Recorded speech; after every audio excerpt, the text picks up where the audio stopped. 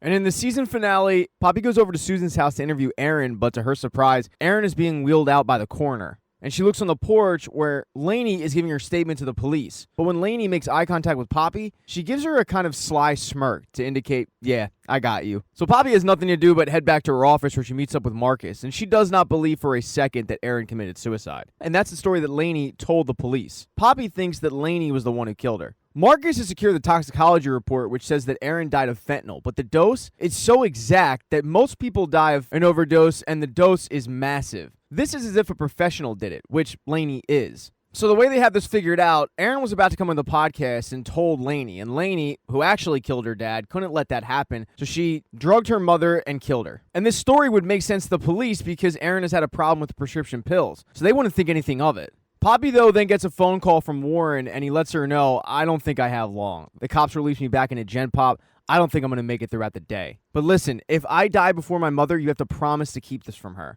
Although, before he can finish that statement, the Aryan Brotherhood grabs him and bashes his head and starts beating the crap out of him. He is saved, however, by the guards, but it gives you an idea of what Warren is going through. Because as they escort him back to his cell, everybody wants a piece of Warren Cave. But at this point, Warren doesn't even care. He actually goes to the tattoo artist and has all of his Aryan Brotherhood tattoos removed, which the artist lets him know this is going to bring some heavy heat on you. But Warren's thing is, hey man, I'm already dead anyway. What does it matter? And maybe Warren did have a little coming to Jesus moment, but he also realized that he needs protection, and showing up to the Black Gang with Aryan Brotherhood tattoos does him no favors, and that's what he does. He goes to their leader begging for help because he has nowhere else to turn. The way that Warren figures it, you don't like the Aryan Brotherhood and they're after me, so this could be a win-win for both of us. But that is not how the leader of the Black Gang sees it. He sees it as, why would I risk anything for you? And the leader lets him know, I don't dislike you, but that's because I dislike your people so much. And that's when Warren shows him the covered up tattoos saying, they're not my people anymore. Warren begs him, but the leader lets him know, if they protect Warren, that means they'll likely go to war. And at the moment, it's been pretty quiet. And he doesn't want to risk losing one of his soldiers for Warren Cave. So unfortunately,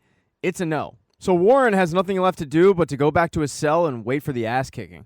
And while Warren was begging for protection, Josie was finding out that her mother died via her sister at a diner. Lainey is, quote, filling in Josie on all the details. And the story that Lainey tells her is that Aaron called her slurring her words talking about Poppy Parnell. And when Lainey went over to Susan's house to calm her down, Aaron was already dead. But Josie doesn't think this story makes a lot of sense. First of all, they'd agreed to start over. And second of all, she questions Lainey, why would she call you? She's never been vulnerable to you before. And these are questions that Lainey doesn't really have answers for. But Josie isn't the only one trying to get answers, because Poppy is also trying to get answers, but on Lainey.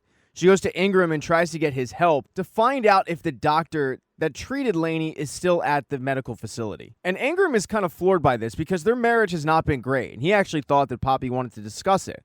But instead, she just wants to discuss the Warren Cave case. Ingram then confronts Poppy about her stay in foster care. He did some digging and found out that Poppy's foster mother had drowned in front of her a little under a year after she got there. And Poppy lets him know, it's something I don't like to talk about. Poppy gets visibly upset, telling Ingram, I couldn't help my mother when she died, and then I couldn't help my foster mom when she was dying. And it dawns on Ingram, that is why Poppy is so attached to this case. She wants to help Warren because she couldn't help those others. So he agrees to see what he can do on the doctor matter, but he does let her know that he got a job offer to take over his father's firm back in New York. And this catches Poppy completely off guard. Ingram says, I'm helping you with this case so you can be done with it, and so we can get back to what we used to be. So for now, Poppy has her way, and she goes and meets up with Noah. And Noah has been combing through the family videos that she bought, and she's noticed something. There's tons of Chuck and Aaron and Josie, but most of the videos do not contain Lainey. While discussing it, Poppy gets a phone call from Ingram, and Ingram lets her know that Lainey's old doctor does still in fact work at the facility.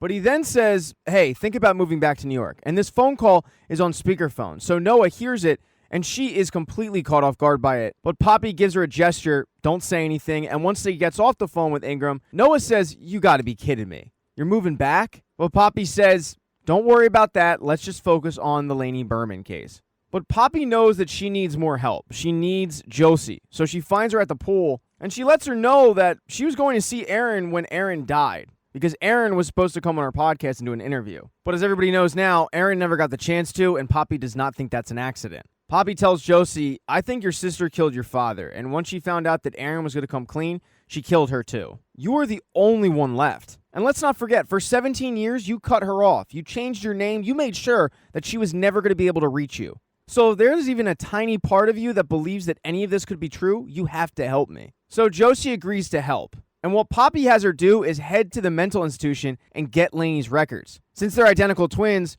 Josie's just going to pose as Laney and sign them out. And she's able to do that. She is almost caught by her old doctor, but she lies her way through it. And Josie heads back to the car as her and Poppy comb through the records to find out what Laney was going through, and more importantly, what the doctors found. And one of the things that Laney displayed an unhealthy obsession with Josie. She described being separated from Josie as a physical pain. But the biggest thing in the medical records is the fact that the doctors there thought that Laney made up the whole Chuck was abusing her story. And this was in an effort to ruin the relationship between Josie and Chuck. Poppy asked her, is there anything you can remember from that night? But a lot of it, Josie's blocked out. She gets little bits and pieces now and then, but that's about it. So Poppy takes Josie back to Noah's house to show her something. And it's one of those home videos the night they had the Halloween party. And all the way in the background, you see a metal bird, but there was 2 of them.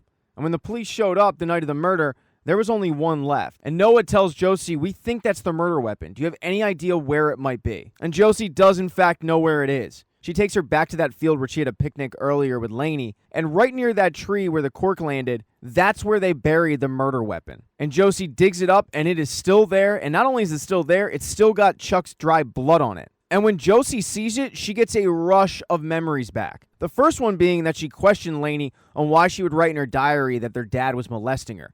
But Laney swore that it was true. So the night of the murder, when Laney and Chuck got into a fight, it was actually Josie who was the one who stabbed Chuck repeatedly, ultimately killing him in defense of her sister because she couldn't believe what her dad was, quote, doing, even though it was all a lie. And when this revelation comes back, Josie is sitting there mortified and pretty shook because she remembers that she was the one who killed her father. And it's a pretty bad day when you find out you were actually the one to kill your father. But it's not like Laney was having a great day either.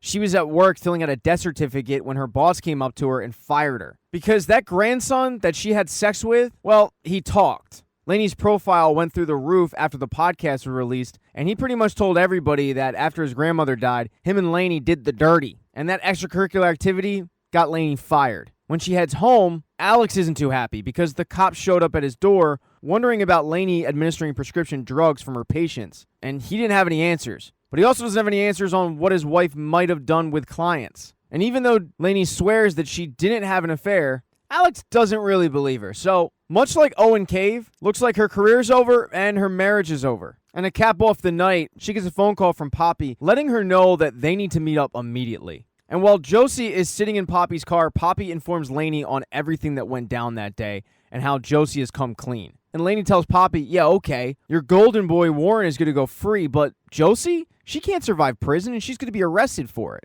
She's the weak twin. She'll never make it. But Poppy reminds her, you're complacent in this also. You lied. You lied about your father and you lied about Warren. Just say it was you or Josie's going to end up paying the ultimate price. In those records, it says you love her so much. Well, now's your time to prove it. But Laney doesn't bite, throwing it back at Poppy saying, no, you're the one with the decision to make. Figure it out. So Poppy needs some guidance and she heads to the bar to talk to Desiree about the situation. She doesn't want to throw Josie in prison because she feels like Josie is just as much of a victim as Warren is. And while getting Warren out would be great, if she puts Josie in prison, she's just replacing Warren's guilt with Josie's. But Desiree doesn't give her a lot of advice, just saying, I know you're hurting, but you're the only one who can figure out what to do in this. So the plan they come up with is for the Bermans to go to the police station and tell the police that it was actually Aaron who was the one who killed her father. Laney is to stick with the story that she was being molested and Aaron found out and killed her husband to protect her daughter. Josie is to tell the cops that these memories just came back to her. And her lawyer lets the police know that this is a medical thing she had. She blocked so much out of it, but it recently came back. They both will also tell the police that Warren Cave had nothing to do with it, so he gets released. And Poppy is actually the one that picks up Warren from San Quentin and delivers him to his mother's place, where she is basically on death's door. I mean, she does not have a lot of time left, but Warren is able to have the final few hours with her where she is able to tell Warren, I love you. After Poppy dropped Warren off, she heads home and gets a visit from Marcus, who says to her, I heard you're heading back to New York City. And Poppy says, yeah, it kind of looks that way. And he says, well, it's probably for the best because I was coming over here to end this little work relationship that we had. Because working with Poppy has made him remember how much he loved Poppy and how much he still loves her. He realizes how many mistakes he made when they were younger, and he says that Ingram is a real stand-up guy, and he would never do anything to disrupt her current life. So that's that. Poppy then goes upstairs and records the final episode of the podcast. Lainey and Josie, however, meet up at a diner, where Josie lets Lainey know that she's planning on staying for the time being. She then gets the real story from Lainey, asking her, Mom was going to tell everything to Poppy, right? And Lainey says, yeah, the pressure just got to her. And Josie asks her, well, that's why you gave her the pills, right? For me? And Lainey says, yeah, I mean, everything I do is for you. I love you more than you love me, remember? But the mood changes. Josie says, you're too sick, Lainey. Poppy was right. And she gets up and leaves. And that's because the police are walking in to arrest Lainey Berman for the murder of Aaron Berman. That is how Season 1 of Truth Be Told ends. Thank you so much for checking out this recap. Please consider subscribing to the channel. Hit thumbs up if you liked this video. Smash that thumbs down button if you thought it sucked. But please be nice in the comment section. Too much negativity in the world. Nasty comments make me feel bad. Oh, and check out my podcast, Scene Invaders, for my thoughts on stuff.